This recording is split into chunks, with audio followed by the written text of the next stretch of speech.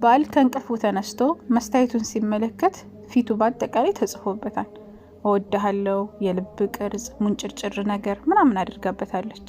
ከዛ በጣም ተናደደ፣ ተበሳጨ፣ ፊቱን ፈገፈገው። ይህንን ያደረገችው ሚስቱ ነበረች።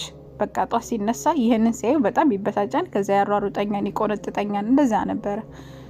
ያኔ በጣም ስለምትወደው ነው እንደዛ ያደረገችው። ለመጫወት ከመሄዱ በፊት ለማሳቅ እንደዛ ነበር ያሰበችው። እሱ ግን በጣም ተበሳጨ፣ ተናደደ፣ ፈገፈገው ፊቱን። ከዛ በኋላ አስለቀቀ። እንዴት እንደዚህ ታደርጊያለሽ ምናምን ብሎ ጮህባት። ከዛ ድንግጥ አለች። አይ እኔ እኮ እንጫወታለን እኔ እኮ ምናምን ተውተፈተፈች። ሰውነቷ ከዳት፣ በጣም ተቆጣ። ከዛ በኋላ ሰነዘረባትኝ። እየጎተተ ወደ ክላስ ወሰዳትና መታትኝ። እኔ እንደዚህ አይነት ጨዋታ አልፈልግም፣ እንደወድሃለሁ ምን ትስይላለሁ ምናምን እንዳትይኝ ሁለተኛ። እኔ እንደዚህ አይነት ይሄ ፊልም ላይና ድራማ ላይ የምታዩን ነገር እኔ ላይ መጥተሽ እንዳትፈጽሚ፣ ሁለተኛ እንደዚህ እንዳታደርጊ። እኔ የልጆች እናት ምናምን እየወልሽ ዝም ብለሽ እንድትቀመጪ ምግብ እንድትሰሪልኝ ምናምን እንደዚህ ነው እንጂ የፈለግኩት እንደዚህ አይነት ነገር እኔ በፍጹም አልፈልግም። ይሄ መውደድ መፋቀር ምንትሴ ምናምን የምትይውን ነገር ወደዛሽ ቀንጥረሽ ጣይ፣ ሁለተኛ እንደዚህ አይነት ቀልድ እንዳትቀልጂ እኔ ጋር ምናምን ብሎ ይጮህባታል። ከዛ በኋላ በጣም ማለቀሰችና ወደ ኩሽና ገባች።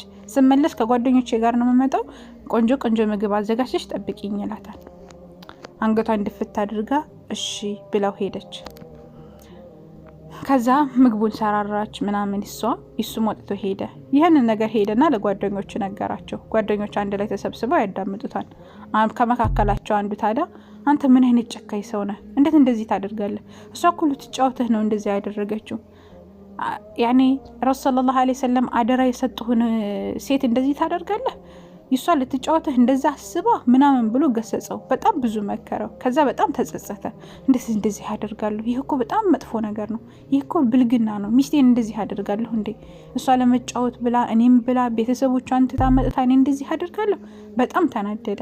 ከዛ በኋላ ስልኩን ደወለላተኝና ካነሳሽ በቃ እንትን እኔ ጓደኞች ቀርተዋል ካንቺ ጋር ነው ምሳ የምበላው እላታለሁ ብሎ ሲደውል አታነሳም። ከዛ በቃ አላየችው ሆኖ ነው አለና ወደ ቤት ተመለሰ። ቤት ሲመለስም በሩ ዝግ ነው፣ ቁልፍ አልያዘም ነበረ። ጧት ሲወጣ ተወሰለ ወጣ። ከዛ ስልኩ ተደወለ። እዛ ላይ ቆሙ በር ላይ እየቆረቆረ እያለ ስልኩ ይደወላል። ወንድሟ ነበር የደወለው። ከዛ ያ ፉላን ሰላም ነህ እንዴት ነህ?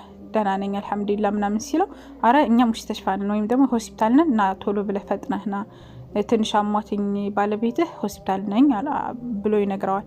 ከዛ እሱም ደግሞ በቃ ተናግራ ይሆናል አለቀልኝ ዛሬ ምናምን ብሎ ወደ ሙስተሽፋው ሲሄድ እነሱ ምንም አላሉትም። በቃ ታማ ቤት ውስጥ ወድቃ ነው ያገኘናትኝ። አሟት ነበርና ወድቃ ነው ያገኘናት። በሰዓቱ ከኔ ደውለልኝ ነበረ እኔ ያመጣኋት ምናምን ይለዋል።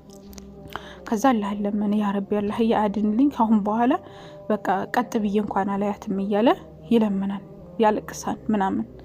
ከዛ በኋላ ዶክተሩ ከክላሱ ይወጣል። ማለትም ከሷ ካለችበት ክላስ ማለት ነው። ይወጣና እያለቀሰ አላህ ይማራት አለ። በጣም ደነገጡ። ማለት አላቸው።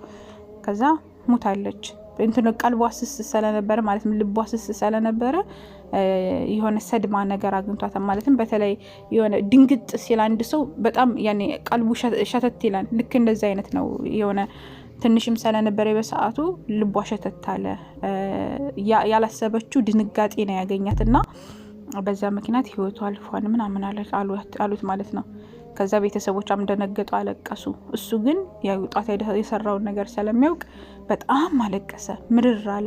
እንዴት እንደዚህ አደርጋለሁ? በጸጸት ራሱን ሊገል በቃ በጣም ነው የተሰማው።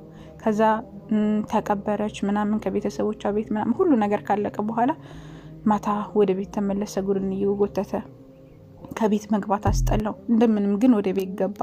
ከቤት ውስጥ ገብቶ ሲመለከት አዘጋጅ ያላትን ምግብ አዘጋጅታ በሆነ በኪስ ነገር ከድነዋል ማለት እንዳለ። በጣም አዘገጃጀቷ ምኗ በጣም ደስ የሚል ነበረ። ከዛ ከኩሽናው እንትን ብላለች፣ የሆነ ወረቀት ነገር አስቀምጣለች። ወረቀቱ ምንድነው የሚለው? ባሌ ሀቢቢ እኔ በጣም እወድሃለሁኝ፣ አንተ እንደዚህ ስትል ማለት ጧት ስትነሳ እያወራራትከኝ እንጫወታለን እንደዚሁ ብዬ ነው የምወጣው። ጓደኞች እንደውም እንደዚህ ማንጻፈብ ሲሉ ሚስት ያላቸዋለሁ እያልክ የምትጫወታ ይመስለኝ ነበረ።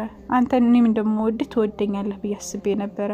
እኔ እንደምሳሳልህ አንተም ተሳሳልኛለህ ብዬ ነበረ። እንደዛ መስሎ ነው። ሁለተኛ እንደዚህ አይደገመኝም።